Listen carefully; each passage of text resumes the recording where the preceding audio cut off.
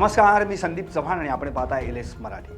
ग्रामीण भागात महिलांनी एकत्र येऊन उद्योग उभारला तर त्यातून केवळ रोजगारच नव्हे तर संपूर्ण समाजासाठी प्रेरणादायी उदाहरण निर्माण होऊ शकतं। अकोला जिल्ह्यातील बार्शी टाकळी तालुक्यातील पिंजर येथील उषा देशमुख यांनी असं उत्तम उदाहरण घालून दिलंय। भरड धान्य प्रक्रिया उद्योग उभारून त्यांनी अनेक महिलांना रोजगाराची संधी उपलब्ध करून दिली आहे। महिला दिनाच्या पार्श्वभूमीवर पाहूयात ग्रामीण महिलांच्या सक्षमीकरणाची ही प्रेरणादायी कहाणी। पिंजर या छोट्याशा गावातून सुरू झालेला उषा देशमुख यांचा प्रवास आज अनेक महिलांसाठी आत्मनिर्भरतेचा मार्ग ठरला आहे। ज्वारी, बाजरी आणि नाचणीसारख्या भरड धान्यांपासून पौष्टिक पीठ तयार करण्याचा उद्योग त्यांनी सुरू केला आहे। सुरुवातीला छोट्या प्रमाणात सुरू झालेला हा व्यवसाय हळूहळू वाढत गेला। आज त्यांच्या उत्पादनांना स्थानिक बाजारपेठेसह ऑनलाईन प्लॅटफॉर्मवरही मागणी वाढली। या पिठांपासून विविध पोषक खाद्यपदार्थही तयार केले जात आहेत।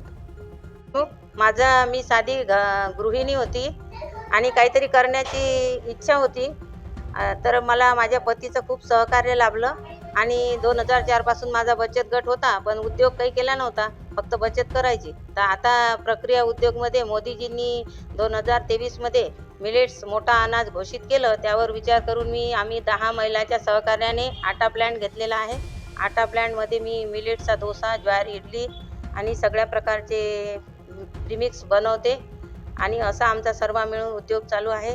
आणि शेतकऱ्यांचा माल क्लिनिंग ग्रेडिंग करून शेतकऱ्यांना 1500 रुपये जाणारा गहू मी 3000 रुपये भाव मिळून दिला आणि असं शेतकऱ्यांचा पण फायदा झाला आणि आम्ही आमचा ब्रँड विकतो स्वतःचा, तर क्लिनिंग ग्रेडिंग केलेला।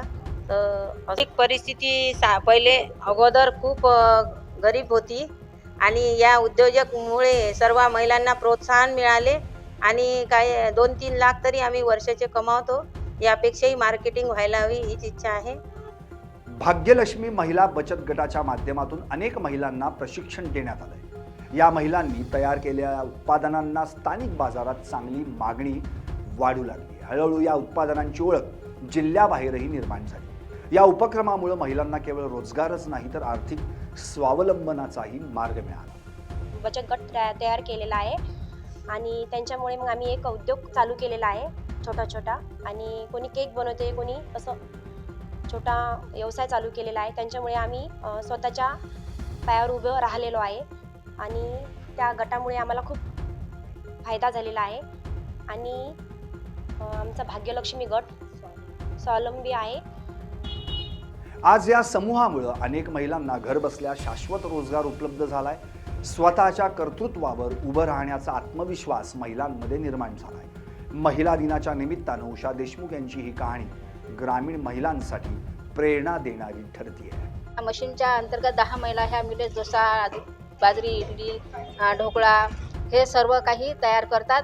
10 महिलांचा समूह आहे आणि एकदम परफेक्ट क्वालिटी आहे आणि यांचा खूप दिल्ली म्हणजे ह्या स्टॉल लावतात प्रत्येक याच्यामध्ये आणि त्या महिला खूप प्रॉफिट होते आणि त्या प्रॉफिटमुळे त्या महिलांचा आर्थिक जीवनमान उंचावला आणि त्यांच्या परिस्थितीत खूप बदल पडलेला आहे आणि या महिलांच्या उद्योगाच्या आधारे त्यांच्या मुलाबाळांना आणि कुटुंबांना खूप या बचत गटाच्या माध्यमातून सहकार्य झालेले आहे। 2023 हे वर्ष भारताचे पंतप्रधान नरेंद्र मोदी यांनी भरड धान्य वर्ष म्हणून जाहीर केलं। यातूनच उषा देशमुख यांनी गावातील महिलांसाठी काहीतरी नाविन्यपूर्ण उपक्रम सुरू करण्याचं ठरवलं। उषा देशमुख यांच्या पतीनं त्यांना या कार्यात भरपूर सहकार्य केलं। 2024 मध्ये त्यांना देवाज्ञा झाली, मात्र खचून न जाता उषाताईंनी भरारी घेतली। नुकतीच त्यांची राज्यस्तरीय उद्योजक महिला म्हणून निवडही करण्यात आली आहे। दिल्ली येथील राष्ट्रीय स्तरावरच्या महिलांच्या कार्यक्रमात त्यांचा सत्कारही करण्यात आला। शेतकऱ्यांनी पिकवलेल्या गव्हाची ग्रेडिंग करून शेतकऱ्यांना उद्योजक बनवण्यात त्यांनी मोलाची भूमिका बजावली आहे। आणि बाकी काही माहिती नव्हती, पण आता गटात आल्यामुळे बँकेचे सगळं माहिती झाली। नाही तर आम्ही कुठं जात नव्हतो, पहिले खेड्यात राहणं आणि घराशिवाय दुसरं घर आणि कामं घरचे, बाकी काही नव्हतं। आता थोडी गेल्यामुळे थोडीशी माहिती झाली बस। समाजाच्या पोषणाची जबाबदारी आणि महिलांची आर्थिक उन्नती या दोन्ही गोष्टी साध्य करणारा हा उपक्रम ग्रामीण भागातील महिलांसाठी प्रेरणादायी ठरतोय। उषा देशमुख यांच्या जिद्द आणि कर्तृत्वाचं सर्वत्रच कौतुक होत आहे। प्रतीक कुऱ्हेकर, एलएस मराठी, अकोला। पाहत रहा एलएस मराठी, सत्याच्या पाठी, बातम्या सर्वांच्या सर्वांसाठी.